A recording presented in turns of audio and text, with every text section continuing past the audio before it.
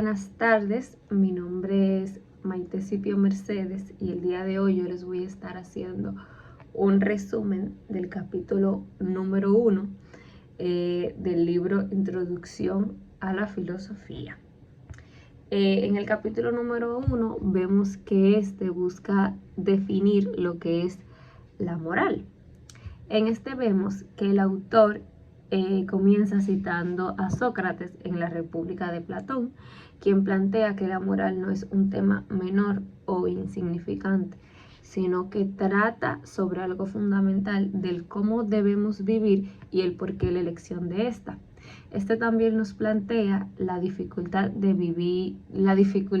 definir la moral, ya que el autor nos explica que la filosofía moral busca un entendimiento sistemático de la naturaleza de la moral. Sin embargo, advierte que es imposible dar una definición única, sencilla y no discutible, ya que existen teorías rivales con visiones distintas sobre lo que significa vivir moralmente.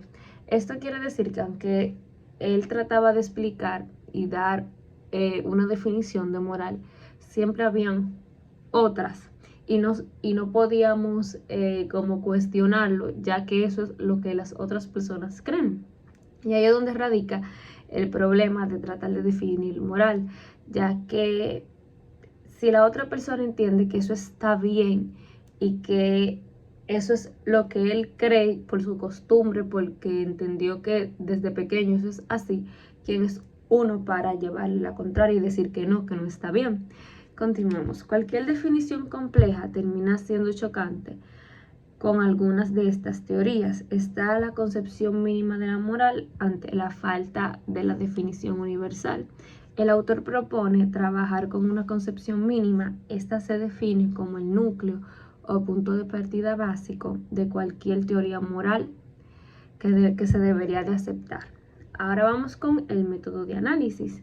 Para explicar esta concepción mínima, el autor indica que no usará conceptos abstractos de inmediato, sino que utilizará controversias morales reales, específicamente casos relacionados con niños discapacitados.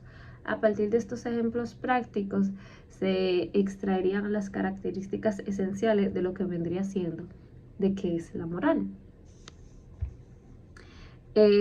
Este fue como el pequeño resumen que yo hice de la unidad, del capítulo número 1. Ahora yo voy a estar dando mi opinión sobre la moral. Sinceramente, después de leer y darle tanta vuelta al tema, me convenzo de que cada vez más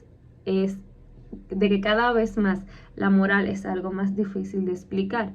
Aunque en el libro Rachel intente buscar una concepción mínima o un punto de partida universal, la realidad es que lo que consideramos bueno o malo no está escrito en una piedra, porque como ya yo había dicho, es imposible contradecir lo que está bien o mal para algunas personas, ya que lo que uno va a entender como bueno o malo va a depender de cómo uno se crió, nuestras costumbres, nuestra sociedad, el entorno donde nos desarrollamos. No es que simplemente uno sienta que esté bien o mal.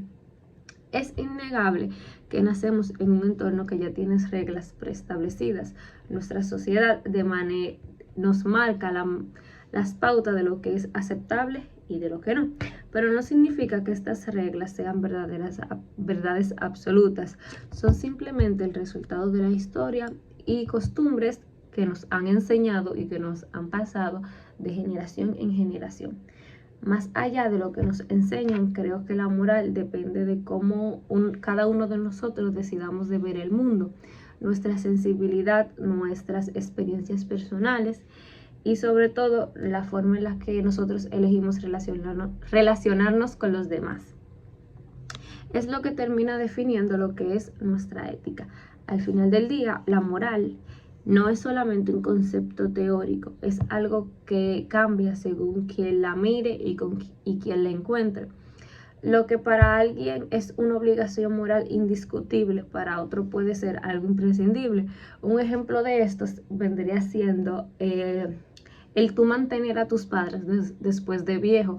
Tal vez para muchas personas sea algo que no esté en discusión, que lo harían una y mil veces, pero otros hijos no ven que sientan esa responsabilidad con su padre, y ninguna de las dos posturas está mal. Por eso es tan difícil llegar a una sola definición, porque hay tantas verdades morales